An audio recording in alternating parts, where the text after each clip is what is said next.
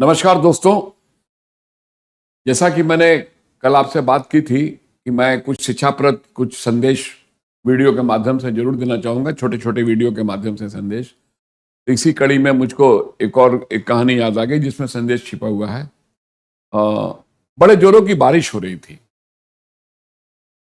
एक व्यक्ति जो कि मूर्तिकार था, वो एक पेड़ के नीचे जाके रुक गया। बारिश से बचने के लिए पेड़ के नीचे चला गया। बारिश बहुत तेज थी और मूर्तिकार को लग रहा था कि ये 4-5 घंटे भी लगता है छूटने वाली नहीं। उस पेड़ के नीचे दो पत्थर पड़े हुए थे।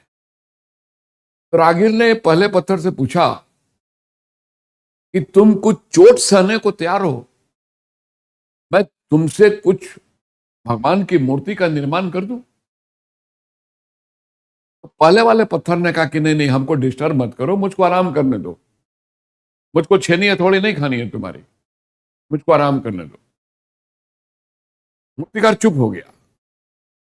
वो तो सोच रहा था कि अगर ये कहेगा तो मैं 3-4 घंटे हमारा समय बीत जाएगा और मैं कुछ इसमें अपना काम भी करूंगा, अच्छा लगेगा। क्योंकि जो कर्मयोगी होते हैं उनको बैठना भी अच्छा नहीं लगता। तो मूर्तिकार कर्मयोगी था, उसको बैठना अच्छा नहीं लग रहा था। पास में ही दूसरा पत्थर था, वो सारी बातें सुन रहा था। उसने खुद मूर्तिकार से कह दिया कि भाई अगर तुम चाहो तो मैं इसके लिए तैयार हूं। तुम छेनी हथौड़ी तुम चलाओ, मैं चोट सहने को तैयार हूं।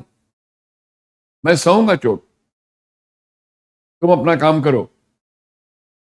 मूर्तिकार ने दूसरे पत्थर पे अपनी छेनी हथौड़ी चलाई और उसको तराशना शुरू किया।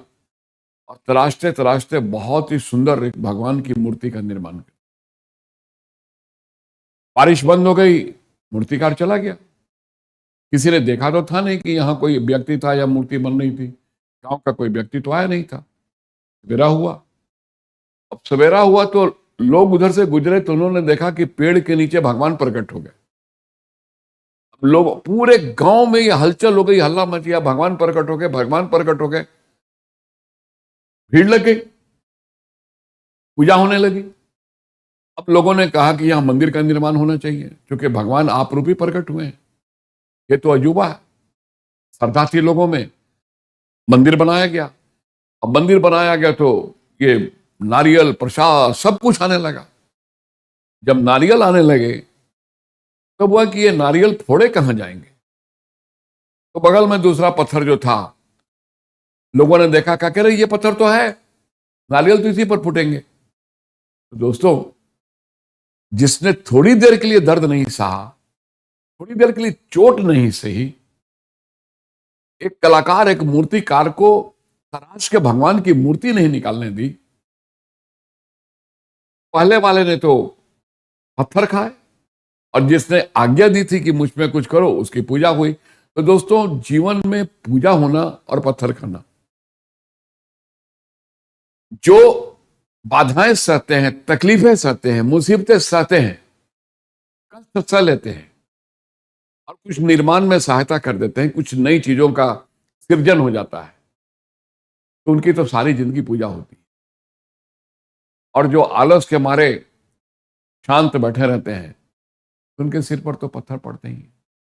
तो एक ने पूजा करवाई, दूसरे ने पत्थर खाए, थे तो दोनों ही पत्थर। क्या संदेश है?